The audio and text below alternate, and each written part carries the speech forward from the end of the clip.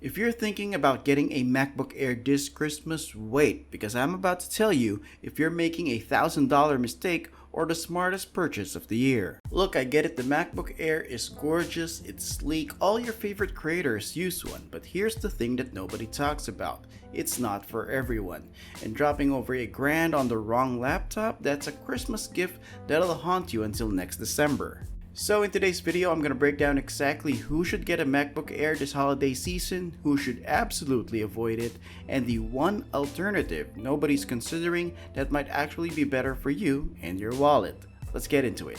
First up, who should definitely get one of these laptops? Well, if you're heading to college or just graduated, the MacBook Air is definitely a no-brainer. I'm talking about just the M1. Here's why. Battery life that lasts through back-to-back lectures, light enough to carry around campus without destroying your back, and it'll genuinely last you all 4 years and beyond. Plus, Apple's education discount, that's an extra $100 off right there. Now, if you're a photographer, graphic designer, or video editor, the MacBook Air can work for you, but there's a catch. We're talking social media content, photo editing in Lightroom, maybe some light video work in Final Cut or Premiere. For this option, the M3 variant might be best as it comes with a genuinely impressive chip.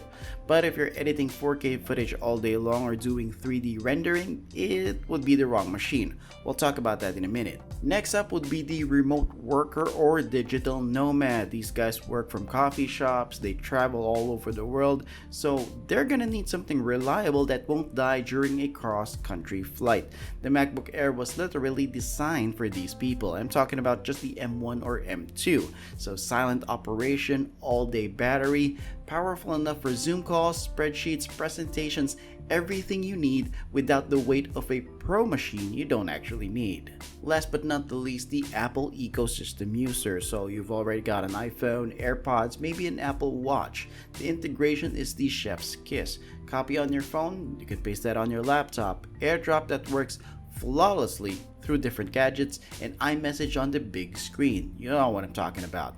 Now, if you're deep in the ecosystem, this completes the collection. Let's shift to who should actually avoid getting the MacBook Air. Now, if gaming is your thing, the MacBook Air isn't it. Sure, you can play some games, but compared to what you'd get with a Windows laptop at the same price, it's not even close. We're talking limited game library, no serious GPU, and most AAA titles either won't run or will run like a slideshow. So save your money, get a gaming laptop. Now look, the MacBook Air is powerful, but if you're regularly working with 6K footage, doing motion graphics with lots of effects, or any 3D modeling, you're probably a heavy video editor or 3D artist, so you're gonna hit the thermal limits of the MacBook Air.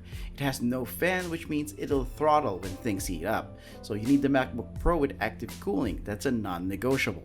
Next would be the Windows power user. If your entire workflow is built around Windows specific software, don't convince yourself you'll adapt, because you won't.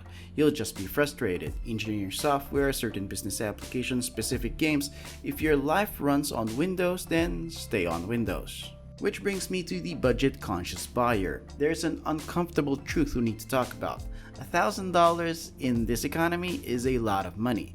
If that is stretching your budget, there are excellent Windows laptops for $600 to $800 that'll handle most tasks perfectly fine.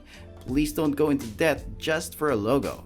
Now here's the plot twist to all of this. The MacBook Air's biggest competition is not a Windows laptop. It's actually from Apple too. It's the iPad Air with a Magic Keyboard. Now hear me out. If your work is mainly browsing emails, light photo editing, note-taking, and content consumption, an iPad Air with the Magic Keyboard gives you tablet versatility, nearly the same power, and costs about the same when bundled. But of course, we have to consider that this is not a full computer replacement. That's crucial. So there's no desktop apps, multitasking is limited, and file management is still a compromise. So if you need a real computer, stick with a MacBook Air. But if your needs are lighter, then go ahead and consider the iPad route.